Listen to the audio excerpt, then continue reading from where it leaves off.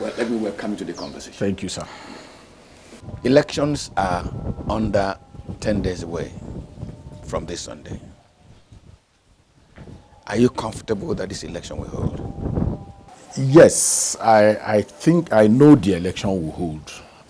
I know it is in the enlightened self-interest of the different variants of the politicians that election holds.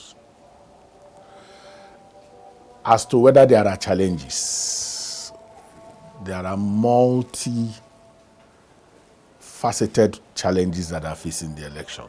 But is there anything that cannot be overcome? I don't think so. Especially when you look at history. All you need to do is do a media content analysis of 2006, 2010, 2014, 2018. If you could do a media content analysis of the scenarios within those years, you will just see maybe just something a little bit, not any significant difference in terms of the narrative, in terms of the conversation, in terms of whatever. And the shocking thing is that I'm not sure quite a lot of people take the pains to do that. So I know the elections will hold. I know that the stakeholders would show grit and resilience to be able to overcome the challenges. What may happen may be that the integrity level of the elections may be lowered. We'll address that integrity level because that is the core issue in this conversation. But do you think that the media is creating bogies, creating red herrings that don't exist? No, well, there are different variants of the media. So you also have to situate the media. The media is not a homogeneous entity. It is also driven by different kind of interests. So when you then look at the media, you can look at those media that are objective, that are looking at the objective conditions of our reality and presenting them the way they are. There are others who are skewing and slanting the narrative in a way that produces a predetermined outcome for their sponsors. That is there. But I think overall that the picture, whatever picture that is on ground is real, but those are not enough. That's my take. Now, can we interrogate these objective conditions? I want to enumerate those I can remember now. There are arms in the hands of non-state actors that creating worrisome insecurity. At present, Nigerians are worried about scarcity of money. It is real. The Independent National Electoral Commission has itself said that it doesn't have cash, at least as at this afternoon, to fund its logistics. That's a present danger. And there's a confusion in this redesign policy. Is it mopping up cash, or is it creating an atmosphere of lack under which even the electorate cannot access money to transport themselves to the election point? These are realities. Are they not strong enough to create doubt, at least worry? They will create concern. And talking to you, what makes me comfortable is that you're a veteran journalist. So and behind you is a compendium of history of where we're coming from. So we have to unpack. We will discuss what the implication and impact of the Naira design, what it will do for the election. Then we can then talk about the other arms in the hands of, like I said, go look at the Civil Liberties Organization State of the Nation report of 2003-2004. what you will see is the preponderance of armed non-state actors called the Bakassi Boys, called the OPC, wielding arms in broad daylight. And so that was how we went into the 2007 elections. And it held. Because it's come to the elite of the country, the ruling elite of the country have come to understand that they cannot subterfuge their own enlightened self-interest. They understand it. And by the way, who owns the bearers of those arms? And I can tell you why I say so. We have had rallies all over this country, people traveling, political parties and their members, candidates traveling around this country. Which of them have you heard that they took into the bush and they are paying ransom for their people? It will be shocking that that has not happened. In the whole universe of the challenges that we are facing, the politicians are riding around this country. They are not using their urine. So you need to then understand that these conditions exist in one way to create fear, sense of siege and intimidation, but it's not enough to deter the politicians themselves, because being who they are, they want to always ride and take advantage of these situations. The more fear, the less money, the lesser people will come out to vote. And the lesser people come out to vote, the easier it is to manipulate. So you need to open up the conversation beyond the newspaper analysis that is going on about Naira design. There are implications for in good time. INEC logistics is a nightmare for INEC. The Naira design will create a logistical fiasco, no doubt. But that's why I said, what will then happen will be that we will just have this election. We will push it through. And let us push it. Let us push it through. Can we push it through in this circumstance and still hold its credibility in our hands? I think I've made my point about the fact that the integrity quotient for this election will be low. That's my understanding. And if it's low, will it reflect the will of the people? And can it be said a representative outcome? We deal with substantial,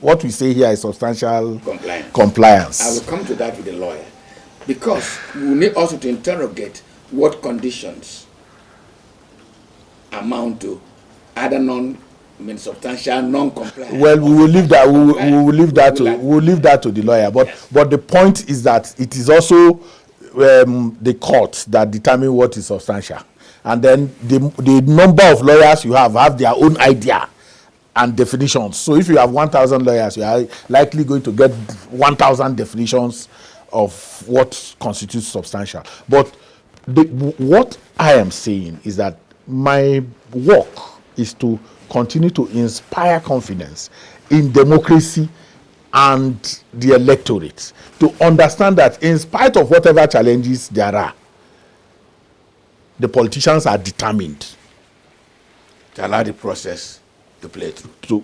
And I will give you an example. You were in 2021, the Anambra election was a miniature representation of what it is currently. Oh, Anambra will not hold the insecurity. The man is going close to 1 year. When we are going to Edo, we are being asked to go and get insurance as observers that this Edo will be bloody. It will be. The man is almost going to finish his second term. Bayel Sakogi. So I think that we need to isolate the challenges and push the duty bearers to be alive to their responsibilities and do what they have to do. In 2011, we were in the midst of bombings. In 2010, Our Eagle Square was bombed. Madala was bombed. Twin bombs in Nyanya. Emma Plaza. The Northeast was in almost a state of, and people were calling for 6 months delay in the elections. We are in 2023. And Nigeria is still waxing strong. So I'm just saying that I understand the challenges. Please don't think I'm making light of it. I understand you. Now to the man whose big burden it is to conduct this election, INEC. How should INEC be thinking now? How should that agency be thinking? How should it be reacting following from all this conversation we've held now and the issues I've raised? How should INEC be reacting? So INEC is doing a lot of firefighting. First is the argument that the Naira color change of the Naira is to curb electoral corruption does not make sense to me. It doesn't make sense to me because I don't know when we began to have strong institutions and even strong personalities in those institutions that will obey their own law. As we shout about lack of money and cash, the politicians have cash. They have the cash. Like I said, they are crisscrossing Nigeria. It's money they are using to crisscross, and it's not. None of them has. Even many of them are in the forefront of saying that this policy is a good. I can't understand it. I've not been able to understand a man whose tenure is about expiring, creating this kind of challenge in an election period. When you consider INEC vendor relationship, first and foremost, the INEC may not be able to break down these challenges, but it is real. How they overcome it is their business. I think they are meeting the CBN, they are trying to talk to. But I do know that you have to give the people you have signed the MOU to, you have to pay them money to be able to move materials from one point to the other. That's the NURW and the maritime unions that they have entered into agreement with. And these people will deal with cash. There is no PMS in the stations, and there is no cash. Whatever miracle that needs to happen, INEC will be the current headache of INEC. And whoever imposed this kind of policy at this point, in my view, does not understand the electoral environment and what this can mean. So INEC has a big headache. They may not be saying it as bluntly as they ought to, but I know that they are currently sweating under their skin. So that's huge.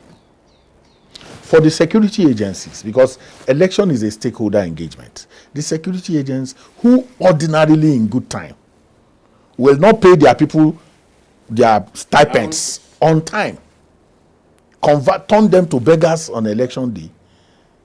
And even when they pay now, many of them have been migrated into online platforms. They may not be able to access their money. So the only people who will have money during this election are the same people you are trying to say you are trying to hold out money away from. And so you are only reducing the amount that will be used for vote buying. If people were being paid 10,000 before, if they see 2,000 naira cash now, they will dive it.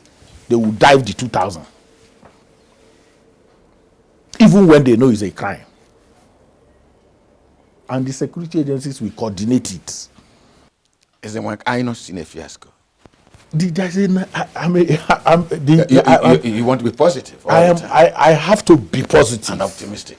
I have to be, because like I told you, my work, my investment in the work that I do is to continue to inspire confidence in democracy. What will you tell the Nigerian now? What needs to happen is that we need to consolidate this democracy at all costs, because the alternative is worst. We've never had benevolent dictators.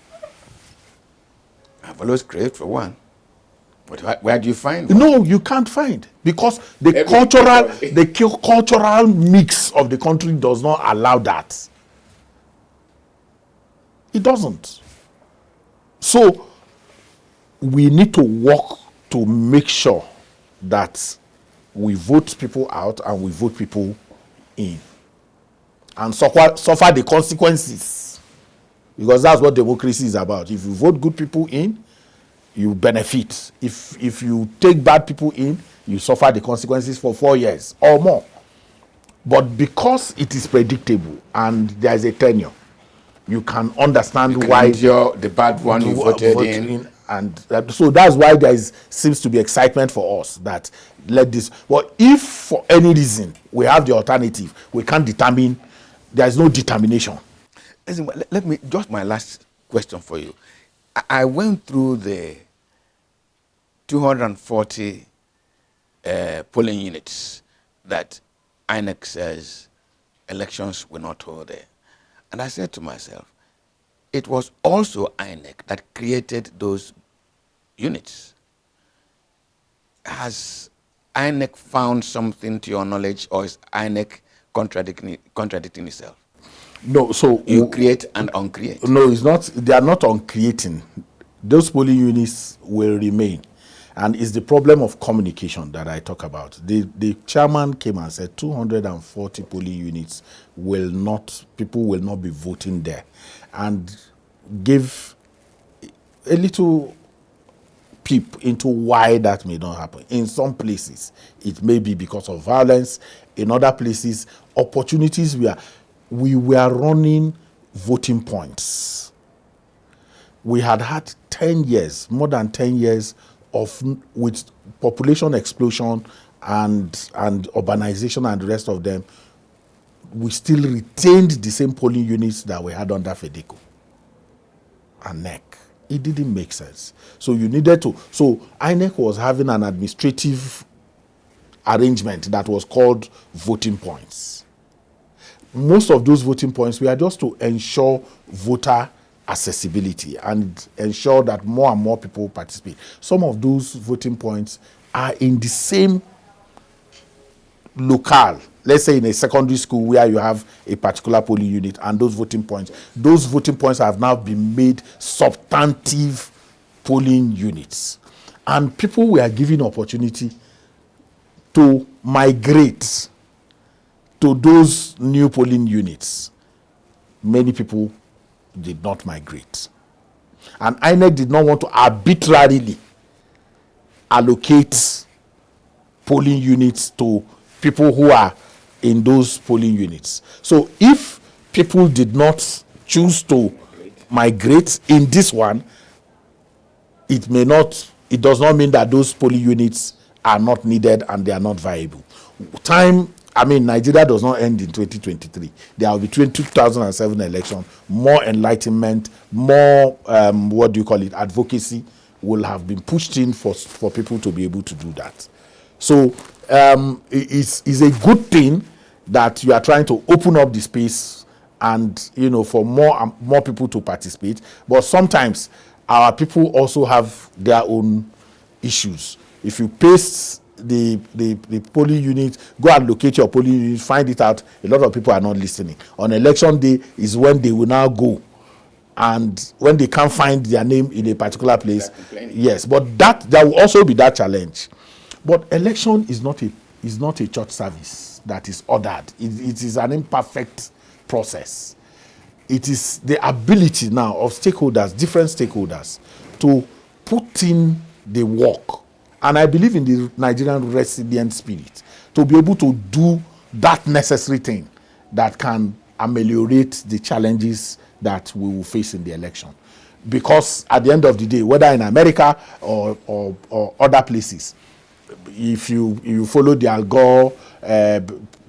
Gore process and the challenges, and even up to the last election, that even the contender, the then president, is still up to now believing that he was rigged out of power. So even where we learn from, they have their own challenges. But what are the responsibilities of the duty bearers, the stakeholders in the pyramid of election? What are we going to be doing in these finishing days will determine whether we will have a good outcome or not. But I know that Nigeria has ability to pull itself from the precipice at every point in time.